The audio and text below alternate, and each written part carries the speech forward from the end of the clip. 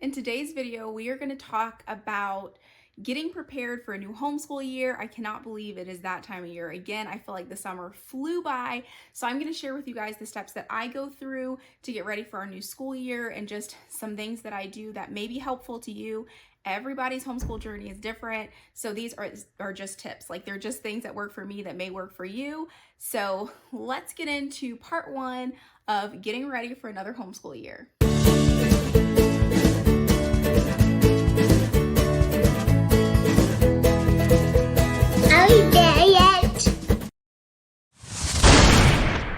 Okay, the first thing that I always start with is reevaluating our educational plan. So when we start homeschooling, a veteran homeschool parent gave me some awesome advice that I started with, and she said, begin with the end in mind. So she told me to think about what I want my kids to learn from preschool on up through 12th grade and kind of map that out. And so I did. I'm sharing with you what our plan looks like for the kids' education. I've made some adjustments over the years, but I always start with this. I always start with, okay, where are we at? What do I want the kids to achieve by the end of year 12 of their education? Second thing that I do is I look at our homeschool mission statement, and I have actually changed that once. Yeah, I changed it once.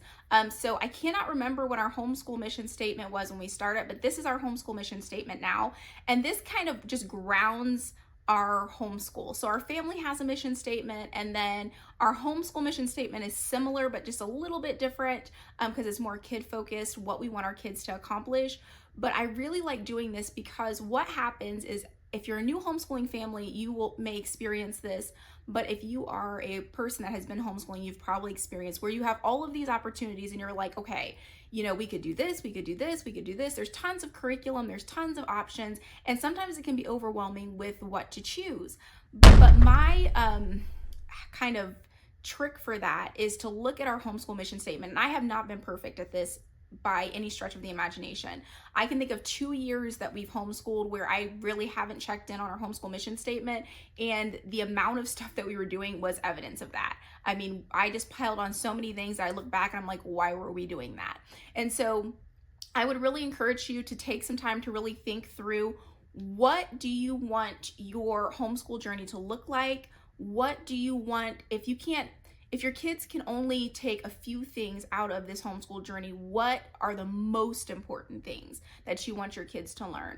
And then formulate a mission statement of your homeschooling so that as you're considering different activities and curriculum, you can compare it against your homeschool mission statement. Does this fit in with what our family's mission is? All right, the third thing is to set goals. Now, we do this at the beginning of the year where I have my kids set goals and I set goals. And then usually between June and July, we check in on these and evaluate how we're doing with reaching our New Year's goals. And we set ones for just specifically the school year. So from when we start, which is usually June or July, up until May.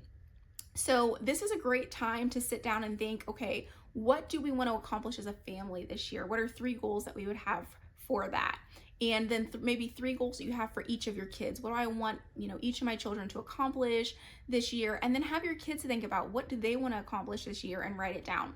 I put my homeschool mission statement and then also these goals at the front of my binder, and I have my kids put their goals at the front of the binder. The fourth thing is, now I feel like this is a good time to select curriculum. So after I look at our homeschool mission statement, after I kind of evaluate our educational plan, what my kids are going to do K through 12, and are we still aligning with that, or do we want to change things with that?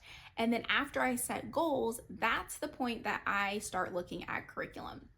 And with curriculum, some years it's really easy because I'm just simply looking at the curriculum that we've been using and I'm like, okay, this has been working great. There's no reason to make a change. Like, we'll just continue on with this.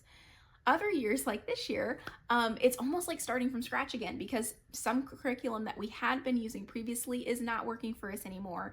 And then also, my kids are in different grades. Like, I'm a middle and high schooler now. I had to really evaluate what curriculum we wanted to go with upper level kids, because some of the curriculum we chose works really great for elementary and even up through middle school, but the curriculum kind of stops there. It's recommended for like maybe up to 6th grade or up to 8th grade, and we've surpassed that now. So I had to look at, okay, now I have to find curriculum for middle school or high school. Now with that being said, curriculum can be super overwhelming because there is just so much of it.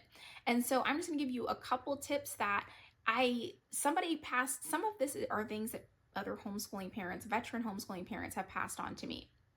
And then some of this is just stuff that I've learned along the way, that if I met someone that was first homeschooling and they were like, what would you, what advice would you give me? This is what I would tell them as far as curriculum goes. So the first thing with curriculum is I would not invest a lot right out the gate. I hear a lot of homeschooling families being so enthusiastic about homeschooling that they find this homeschool curriculum that's really expensive and that a lot of people recommend, or that markets itself as the best.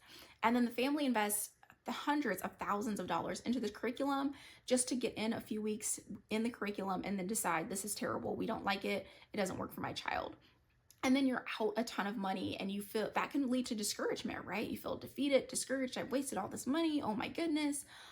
So my advice would be not to spend a lot of money right out the gate. I would look for free and cheap options at first, just to kind of get a feel for how your child learns and what works best for them before you jump full force into something. Second thing is you can pick and choose curriculum. So say you go with, and I am not like picking out curriculum that I would recommend. This is just like the first one that pops in my head. It's actually what I used for high school, but Bob Jones University. Say you picked the Bob Jones curriculum for math, and you were like, I really love the Bob Jones math curriculum. You don't have to use Bob Jones Bible and Bob Jones English curriculum or grammar or language arts, whatever they call it, or in Bob Jones science and Bob Jones history. You can kind of pick and choose. You can use Bob Jones math, and maybe you like the good and the beautiful science units, and maybe you found a really great history unit that you want to do, and maybe you like IEW for English.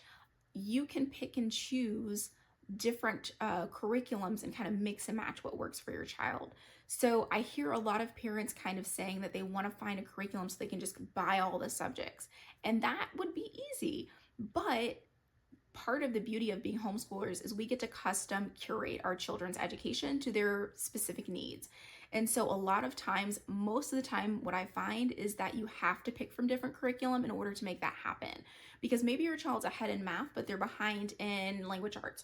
Or maybe they really enjoy history, but they don't like science. So you're going to have to teach them in a different way for different subjects depending on what they're capable of, what they enjoy, and how they learn. The piece of advice that I got is don't try to look for the perfect curriculum. I think as parents, that's kind of our go-to, right? Because we want to offer our child the best education that we can. And so we will like search far and wide. We will do hours and hours of research online. We'll go in groups and ask for feedback, trying to find the perfect curriculum. I don't know how many times I've seen posted on our Facebook group, what is the best homeschool curriculum? And the answer is there is not one, because each of our children are different. Each of our families are different. Each of our educational goals for our children are vastly different.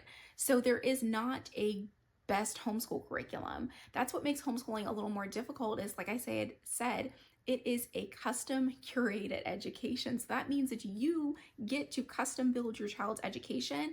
And so that not only means that your child's education is going to look different from everybody else in the world, but if you have multiple kids, each child's education will look different from itself. I think that's like being a mom of four, something that's like, all the time, is that I will find something that works with child one, and it would be awesome if I could just rinse and repeat that through the other three and be like, oh, we won't make any mistakes this time. But here's the thing. All four of my kids are different. And so what works for child number one is not going to work for child number two, but could work for child number three, but may not work for child number four. And so don't look for the perfect curriculum. Try to find the best fit, and then try it out. And if it doesn't work, then don't feel pressure to find the perfect curriculum. Don't feel pressure to go with this certain one that's accredited, or this certain big box curriculum that's expensive. Find something that works for your family, that works for your child, that works for your budget.